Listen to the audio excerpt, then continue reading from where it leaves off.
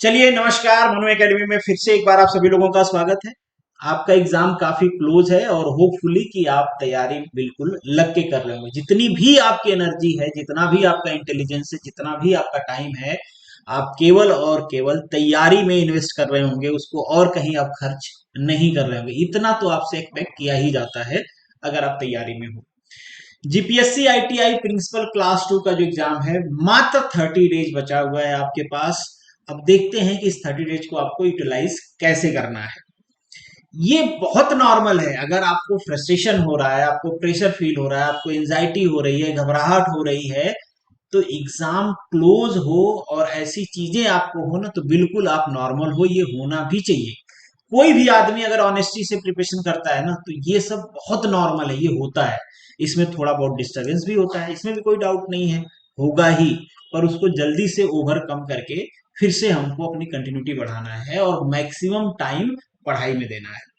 अब मैं आपसे ये उम्मीद करता हूं कि अब तक जितना भी नॉलेज गेन करना होगा, आपने नॉलेज गेन कर लिया होगा। अब ये जो टाइम होता है ना, इस नॉलेज को मार्क्स में कन्वर्ट करना होता है।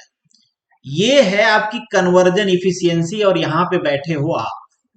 अगर आपके पास खूब नॉलेज है और आपने उसको मार्क्स में कन्वर्ट नहीं कर पाया, तो आपका सिलेक्शन नहीं होगा। आप कई बार ऐसा देखते होंगे कि बहुत अच्छा नॉलेज वाला बच्चा सेलेक्ट नहीं होता है और उससे कम नॉलेज वाला बच्चा सेलेक्ट हो जाता है।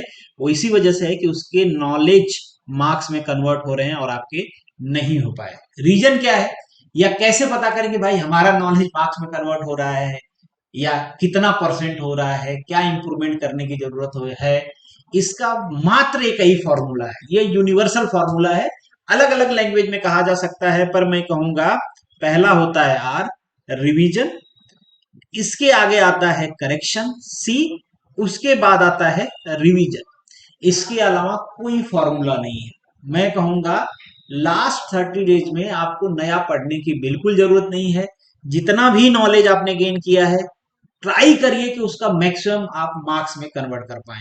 उसके लिए आपको क्या करना है, रिवीजन करना है। रिवीजन करोगे तो आपको पता चलेगा कि कुछ गलतियां आपसे हो रही हैं, उसको करेक्ट करना है और फिर से रिवाइज करना है। शॉर्ट शॉर्ट नोट्स बनाते रहना है, ताकि आप इस कंक्लूजन में पहुंच पाओ कि क्या क्या चीजें आपसे छूट रही हैं, क्या क्या भूल रही हैं, क्या जल्दी भूल रहा है, किसको रिवाइज करना है, कौन सा इंपॉर्टेंट है। अब रिवीजन का तरीका क्या है, बहुत सारे लोग होते हैं ना, बुक लेके बैठ जाते हैं और रिवाइज करने लगते हैं कि जो पहले से पढ़ा हुआ है वो उनको रिवाइज कर रहे हैं। भाई ये रिवीजन का बिल्कुल ठीक तरीका नहीं होता है, क्योंकि पढ़ते पढ़ते ना, और एक ही चीज को हम कई बार देखें, आपने ये फील भी किया होगा कि जो काम आपने कई बार कर लिया ना, उसमें जो गलतियां होती हैं वो आपको नजर नहीं आती हैं, क्योंकि आपका माइंड ने एक सेचुरेशन लेवल को अचीव कर लेता है। और जब वो सेचुरेशन लेवल, कई बार होता है ना कि जो चीज हम देख रहे होते हैं दूसरे को दिख रही है पर हमको नहीं दिख रही, क्योंकि हमारा दिमाग कब से उसको ऑब्जर्व कर रहा है और वो उन चीजों को देख के सेचुरेट हो चुका है। अब उसमें वो कुछ नया फाइंड आउट नहीं कर पा रहा है। तो रिवीजन का एक तरीका है ना कि आपने जो पढ़ लिया, फिर उसी को बुक से रिवाइज कर रहे हो, नोट्स बना रहे हो, फिर ऐसे लेके बैठ गए चेयर पे और आराम से बैठ के उसको रिवाइज करो। ये रिवीजन का गलत तरीका है। इस तरीके से रिवीजन नहीं करना है। आप देख पाओगे कि भाई अगर आप इस तरीके से रिवीजन करके एग्जाम में जाते हो, तो आपको लगता है अरे यार, अभी कल ही तो इस फॉर्मूले को रिवाइज किया था, कल ही तो इस फंडामेंटल को रिवाइज किया था, पर मुझे याद ही नहीं आ रहा है, ये तो भूल गया यार। हाँ हाँ, कुछ ऐसा था पर याद नहीं आ रहा। इस तरीके की चीजें आती हैं आपके दिमाग में। क्यों आती हैं? क्योंकि उस टाइम पे जब आप रिवाइज कर रहे थे, आपका दिमाग सेचुरेट था। वो चीजें आपके दिमाग में ऐसे आके चली तो गई, आपको लगा कि हाँ याद है, पर जब एक्चुअल में उसकी जरूरत पड़ी, आपका दिमाग उसको रिकॉल नहीं कर पा रहा है, क्योंकि जब रिवीजन कर रहे थे आपका दिमाग सेचुरेटेड था। तो इस सिचुएशन को आपको ब्रेक करना होता है। ब्रेक कैसे होता है? ब्रेक होता है भैया, जब इस फंडामेंटल या जो चीजें आप पढ़ रहे हो फॉर्मूले, इसको आप इंप्लीमेंट करो। किसमें? क्वेश्चन में। और क्वेश्चन में ये इंप्लीमेंट हो रहा है, कैसे हो रहा है, आपको याद आ रहा है, दिमाग रिकॉल कर रहा है, नहीं कर रहा है, गलतियां क्या कर रहा है, कैसे पता चलेगा? टेस्ट देने से। क्या करने से? टेस्ट देने से। इसीलिए मैं रिकमेंड करता हूं, टेस्ट सीरीज आपके प्रिपरेशन का सबसे इंपॉर्टेंट पहलू होता है, सबसे इंपॉर्टेंट। और मैं देखता हूं बच्चे इसको सबसे कम वैल्यू देते हैं। वैल्यू कम देने का रीजन भी है, क्योंकि टेस्ट देते हो तो आपको वो आपकी रियलिटी दिखाता है, और जनरली आदमी अपने ड्रीम में जीना चाहता है, रियलिटी में नहीं जीना चाहता है। क्योंकि जो आदमी कल तक ड्रीम देख रहा था कि मेरा इतना नंबर आ जाएगा, सारी तैयारी है, मैंने तो सब कर लिया है, कुछ नहीं बचा है, पेपर आएगा तो बहुत अच्छे मार्क्स आएंगे, सडनली वो टेस्ट देता है और टेस्ट उसके एक्सपेक्टेशन से बहुत खराब जाता है। मतलब क्या हुआ, टेस्ट ने आपको रियलिटी दिखाया, आपका जो ड्रीम है उसने तोड़ दिया, और ये किसी को पसंद नहीं आता है। तो जनरली लोग क्या करते हैं, टेस्ट सीरीज को अवॉइड करते हैं, पर वो भूल जाते हैं कि भाई ये जो आपका ड्रीम है आज नहीं टूटेगा, पर इसको टूटना तो है ही, क्योंकि इसका रियलिटी से कोई वास्ता नहीं है, इसको रियलिटी से तालमेल बिठाना है।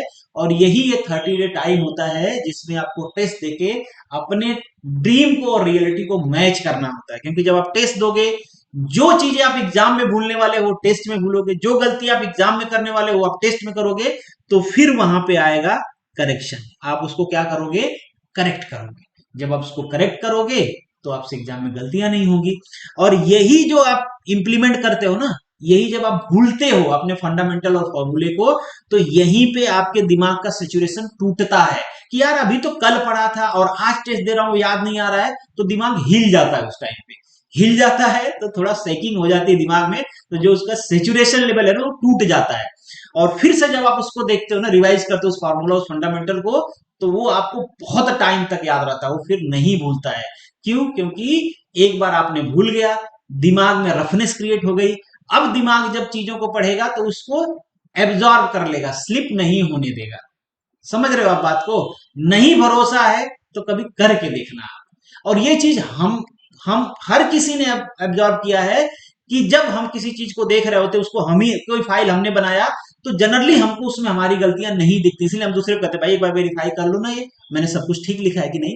उसका रीजन यही होता है कि हमारी गलतियों को हमारा दिमाग नहीं पकड़ पाता है, जब तक कि उसको झटका ना लगे कि भाई तुमने ये गलती कर दिया है। जब झटका लगता है तो फिर से वो एक्टिवेट होकर उन चीजों को सुधारता है। तो इस वजह से मैं कहता हूं कि आपको रिवीजन करना है, आपको करेक्शन करना है, और फिर से रिवीजन करना है। इसके अलावा दूसरा कोई तरीका नहीं है।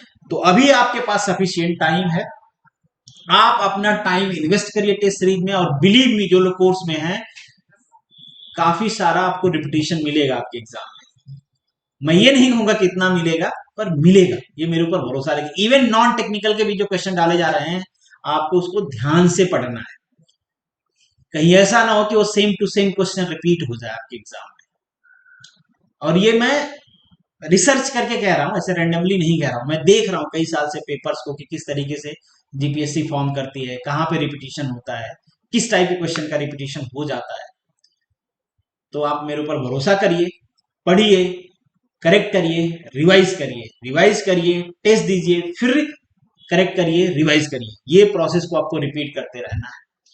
इससे आपका कॉन्फिडेंस बिल्डअप भी होता है। एक बार टेस्ट में आप अच्छा स्कोर करने लग गए, आपका उससे कॉन्फिडेंस भी बिल्डअप होगा। टेस्ट में आपने कुछ गलत किया है, नीचे सोल्यूशन दिया गया है, सोल्यूशन देखिए कि क्यों गलत किया आपने, क्या गलत सोचा, क्या रीजन था जिसकी वजह से क्वेश्चन गलत हुआ, क्या आपको वो पता नहीं था, क्या आपने रिवाइज किया रिकॉल नहीं कर पाए, क्या आपसे कैलकुलेशन में मिस्टेक हुई, क्या क्वेश्चन को समझने में मिस्टेक हुई। पता चलेगा ना कि आप कहां पे गलती कर रहे हैं, और ये करेक्शन होगा, ये गलतियां फिर एग्जाम में नहीं होंगी, तो फिर आपका स्कोर आएगा। ठीक है? और मैं रिकॉर्ड के साथ कह रहा हूं कि आप में से थोड़े लोग डर रहे हैं टेस्ट देने से, वो अपने रियलिटी को रीचेक नहीं करना चाह रहे हैं, पर आपको करना चाहिए। और ये रहे, अगर आप कोर्स में हो तो टेस्ट हैं, आपको देना है। मैं भी एनालाइज करते रहता हूँ, मुझे भी पता चलता है कि स्टैटिक्स कहाँ जा रहा है, आपको भी पता चलता है कि जो आपके साथी हैं, जो कॉम्पिटिटर हैं, वो कहाँ पहुंच रहे हैं।